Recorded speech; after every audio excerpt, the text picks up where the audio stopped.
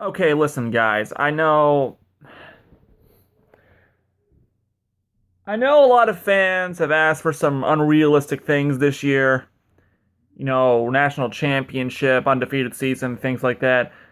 But can we at least get one more shutout, guys? I mean, come on. It's just we should have had a shutout in this one. Well, I guess we got a defensive shutout because the defense gave up no scores. I mean, all the points came from special teams and some help from the refs, but anyway, I'm not going to spend too much time on this game because, first of all, I do apologize for not getting this up last night, but as soon as I left the big house, I went to go see Spectre, which, by the way, is a good movie. You should all go see it. Um, this game was over the minute Jim Harbaugh was hired. It's Rutgers. They are not a good team by any means. I knew it was going to be a blowout. The only question was, how was Rutgers going to score any points? Turned out with some help from the refs, but we'll get to that in a little bit. So yeah, this can be a pretty short video because there's not really much I could say about this game. I could talk about Michigan State and Nebraska, but I'm not gonna do that. I'm not gonna do that. If you go on the Red Cedar message board, it kind of speaks for itself there. All right, so let's just get out of the way. Jake Rudock had a big day, even if it was against Rutgers. He threw 337 yards, going 18-25. Two touchdowns as well. He also ran one in as well as 2-point conversion. Quarterback rating of 99.4. That's about as good as you can be. On the other hand, Rutgers, Chris Leviano, 11-26 for 97 yards and a pick, no touchdowns for a QBR of 9.3. So, yeah. That just tells the story right there. Defense, once again, had a good showing. Still thought it could have been a little better to give up a little bit too many big runs for my liking, even if it was only like 2 runs. Rutgers did have a 99-yard kickoff return for a touchdown. That was probably the sole highlight of their day. Receiving, Michigan had big day. Again, Jake Butt led receptions for 102 yards, 25.5 averaging. Darbo and Chesson hauled into touchdown passes from Jake. And rushing touchdowns were scored by, you got 4 rush touchdowns in this one by Rudock, one by Smith, one by Drake, and of course one by, guess who, Jabril Peppers. So, yeah, again, not much to say. It was a blowout. Everyone and their mother knew it was coming. Michigan was favored by 24.5. They covered the spread. Not to mention hit the over. Over was 50. Michigan almost hit that by themselves. They're about 1 point shy of doing that. I guess the one thing I can talk about is once again the Big Ten refereeing was as sterling as usual, and I saw a penalty that I'm pretty sure the 109,000 other people in the stadium that night had never seen before in their life. Let me just paint the picture for you. It's about a little under half a minute so left in the fourth quarter, or second quarter rather, and we call this play. Michigan sets up in the shotgun formation, save for Jake Butt, who sprints down to about where the numbers are, and is completely unchecked by Rutgers. So of course, Rudock hits Butt for an open pass, and Butt breaks off I think a 40 or 50 yard run or so. And it gets called back because apparently Michigan was penalized for making a substitution with the intent to deceive. This game was almost 24 hours ago, and I still have no idea what the fuck that means. Okay, well, I mean, first of all, it was substitution. He never came out. It's not like he came on off the sidelines. He was on the field the whole time. Rutgers just completely forgot he was there.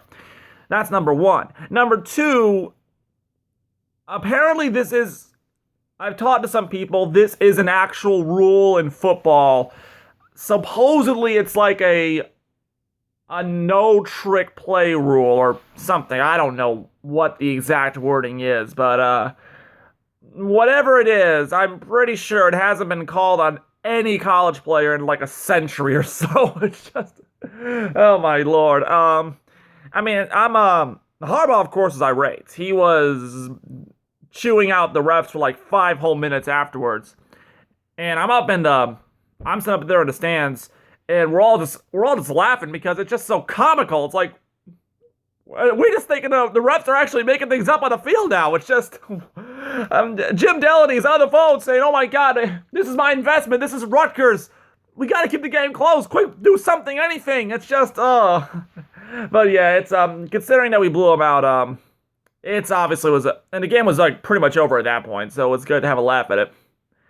Well, I shut it back. The game was over when the teams went into the locker room for halftime because the Rutgers players decided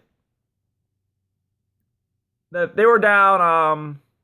Let's see, they were down like 2 or 3 scores at that point. So they decide the proper thing to do was to talk trash to our boys when they left the field. Harbaugh heard every word of it. As you can imagine, that was a big mistake on the part of Rutgers. Basically, Harbaugh went to the locker room at halftime. He was absolutely livid and just told Michigan, put on the gas, finish these assholes off. And those probably aren't the words he used. And I mean that he probably used even more Philly language issues, but whatever. Anyway, so, yeah, like I said, not much to say. This game was over the minute Harbaugh was hired. Everyone knew it was going to be a blowout. And now we move on. Next week we have Indiana, I believe. Because I know we have Indiana and Penn State coming up. I keep getting them mixed up. Yeah, Indiana next week. It's on the road game. It's going to be at Bloomington. It's Bloomington. 3:30 p.m. ESPN, ABC. Indiana, they're not necessarily a scrub team because they played both Michigan State and Ohio State wire to wire. Thing is, I think they're still without the starting quarterback. And even so, as we saw against Michigan State, they stopped playing in the fourth quarter. So I don't see this being much of an issue. Penn State, I think, is going to be our most challenging game probably of the year because it is a road game. It's in Happy Valley. Christian Hackenberg is the second best quarterback Michigan will face this year after Connor Cook, who did, by the way, get Michigan State's all-time record for touchdowns, and that's actually grounds for applause, but it looked kind of pedestrian there at the end. So Penn State will be a challenge, and of course, back to the big house for Ohio State. And if Ohio State takes care of business against Michigan State, which I think pretty much everyone is sure they will, the game will be a semifinal. Also, assuming Michigan does knock off Indiana and Penn State, which they're more than capable of doing. If everything falls into place, the game will be a semifinal for the Big Ten Championship. And by extension, a quarterfinal for the Rose Bowl. I don't think Michigan's making it to the playoff. I never paid them as going to the playoff.